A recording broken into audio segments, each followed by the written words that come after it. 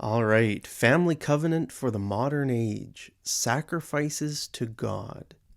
Sacrifices to the Lord result in the family coming together, not the family separating. In Deuteronomy chapter 12, God gives his people instructions for how to give their offerings, sacrifices, and tithes. Do not worship the Lord your God in the way these pagan peoples worship their gods. Rather, you must seek the Lord your God at the place of worship he himself will choose from among all the tribes, the place where his name will be honored.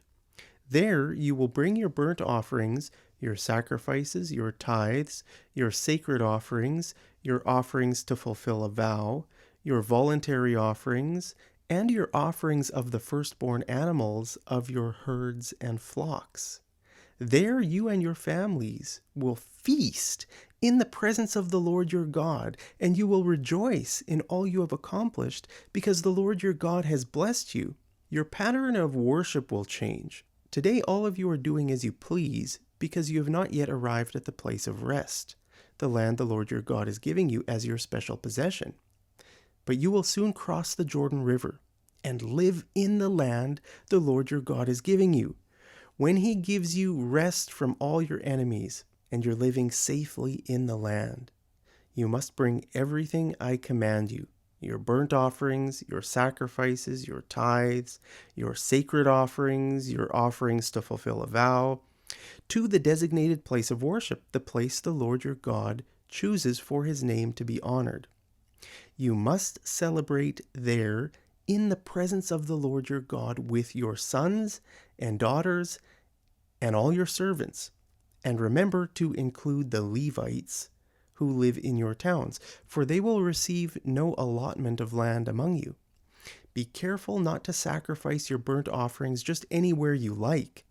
You may do so only at the place the Lord will choose within one of your tribal territories. There you must offer your burnt offerings and do everything I command you.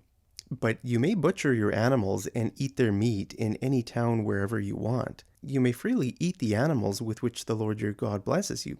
All of you, whether ceremonially clean or unclean, may eat that meat, just as you now eat gazelle and deer. But you must not consume the blood. You must pour it out on the ground like water. But you may not eat your offerings in your hometown, neither the tithe of your grain and new wine and olive oil, nor the firstborn of your flocks and herds, nor any offering to fulfill a vow, nor your voluntary offerings, nor your sacred offerings. You must eat these in the presence of the Lord your God at the place he will choose. Eat them there with your children, your servants, and the Levites who live in your towns, celebrating in the presence of the Lord your God in all you do.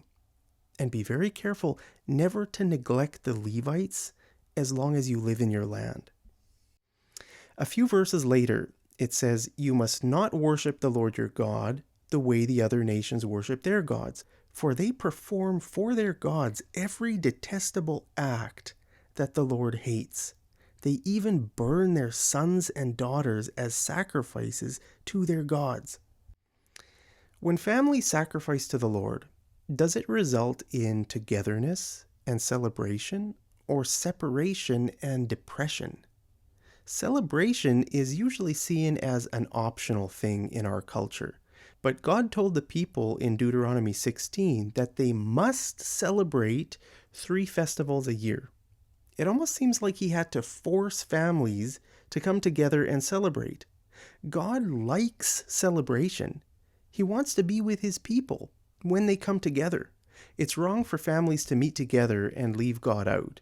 Since God is the true Father, true family cannot exist apart from him. In Deuteronomy chapter 15, God again says, You and your family must eat these animals in the presence of the Lord your God each year at the place he chooses. It seems like God knew his people would forsake meeting together as families, so he had to force them to do it. In the next chapter, when he's talking about the festival of harvest, he says, This is a time to celebrate before the Lord your God at the designated place of worship he will choose for his name to be honored. Celebrate with your sons and your daughters, your male and female servants, the Levites from your towns, and the foreigners, orphans, and widows who live among you. And a few verses later, for the Festival of Shelters, it says the same thing. Celebrate with your family, servants, Levites, orphans, and widows. Where on earth did Christians get the idea that celebration with family is optional and doesn't really matter that much? Christian families should celebrate more than any other people on earth. The same rules also apply to tithes. Now, when the Lord your God blesses you with a good harvest, the place of worship he chooses for his name to be honored might be too far for you to bring the tithe.